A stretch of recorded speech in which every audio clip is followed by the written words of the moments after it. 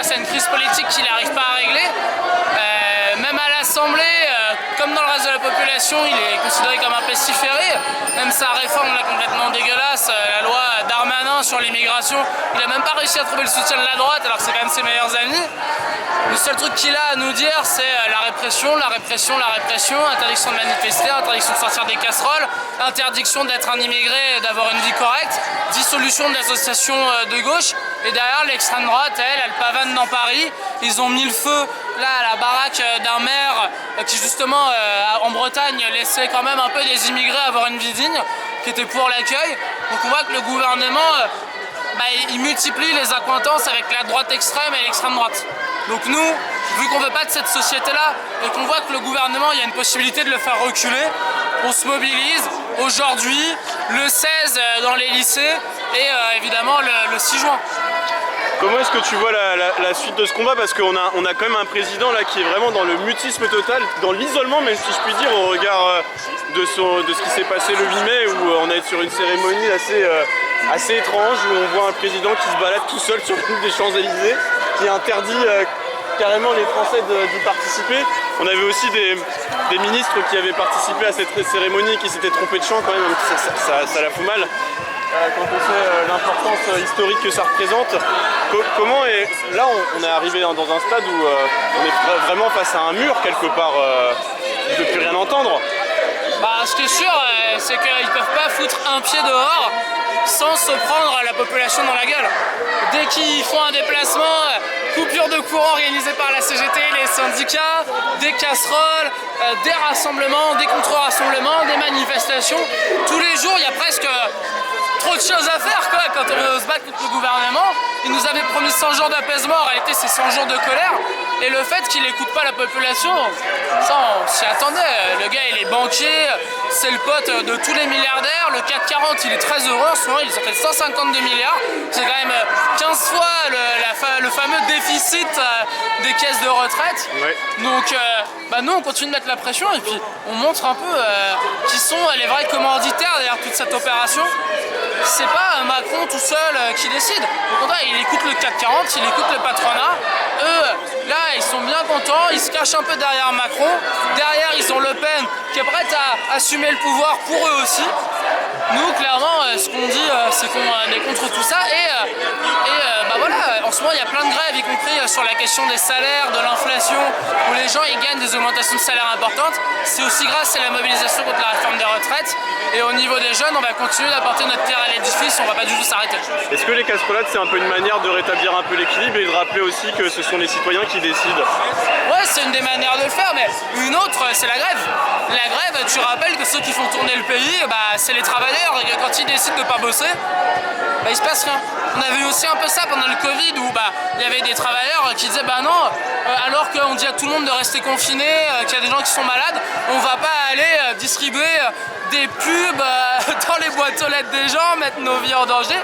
Tous ces moments où on commence à remettre en cause un peu la société dans laquelle on vit et à rappeler qui dirige et qui devrait diriger, c'est là à mon avis qu'on met le plus en difficulté le gouvernement et le patronat.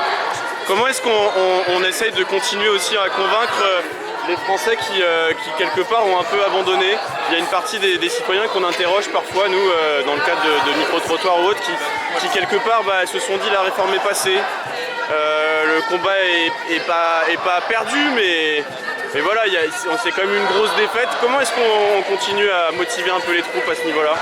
Pour l'instant, j'ai l'impression que les troupes elles continuent de s'auto-motiver d'une certaine manière, vu la diversité des rassemblements et de la lutte contre le gouvernement.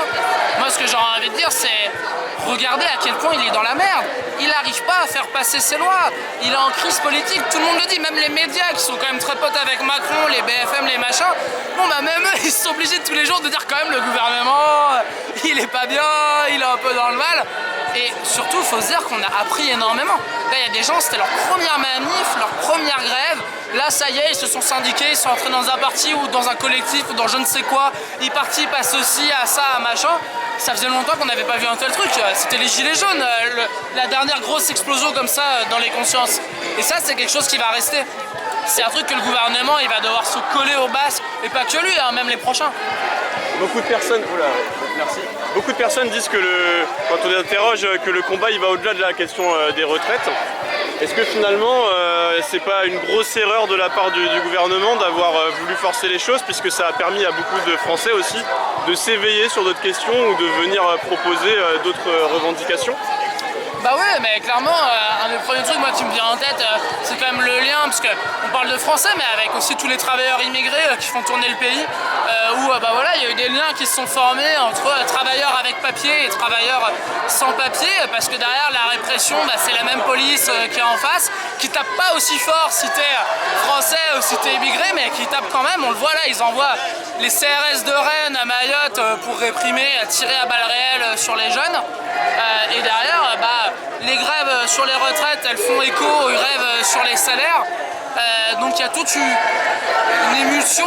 Il y a eu Sainte-Soline où les problèmes écolos ils sont un peu revenus sur le devant de la scène. Là il y a des barrages devant des projets d'autoroute complètement pourris vers Toulouse, etc.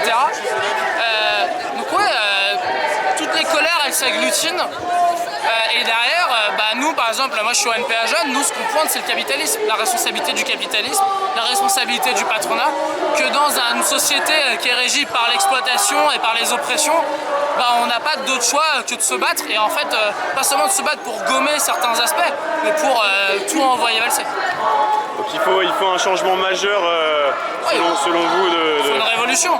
Il faut que les gens aujourd'hui qui travaillent et qui produisent toutes les richesses, bah, ce soit eux qui décident de comment la société elle marche. Et tant qu'on n'aura pas ça, on sera toujours dirigé par un arbitraire patronal ou policier, parce que les deux ils vont ensemble. La société elle crée tellement d'inégalités, de misère et de colère que forcément en face, pour nous empêcher de renverser la table, ils sont obligés d'essayer, voilà, enfin, c'est le bruit des bottes pour nous faire baisser la tête. Et pourtant, on voit que la précarité fait qu'évoluer. Il y a un sondage là, c'est intéressant qui disait que 28% des Français ne mangent qu'un repas par jour. Ouais, ça m'étonne pas. Là, chez les jeunes, il y en a plein qui font la queue devant les banques alimentaires. Mais d'un certain côté, la précarité, bon, bah, elle empêche de faire grève, elle empêche de se battre parce qu'on est tellement pris à la gorge que voilà. Mais ça fait réfléchir comment est-ce qu'on en arrive à ce truc-là. Et des explosions de colère, on en a vu partout dans le monde, là, au Chili, au Soudan, à Hong Kong, en Bolivie, en Colombie, enfin partout il y a des explosions de colère qui renversent parfois des gouvernements. Donc moi j'ai pas du tout peur sur le fait qu'en France aussi, on est dans une période où on va vivre des grands changements. Merci beaucoup, je te souhaite une bonne mobilisation. Bah, à vous aussi. Au plaisir.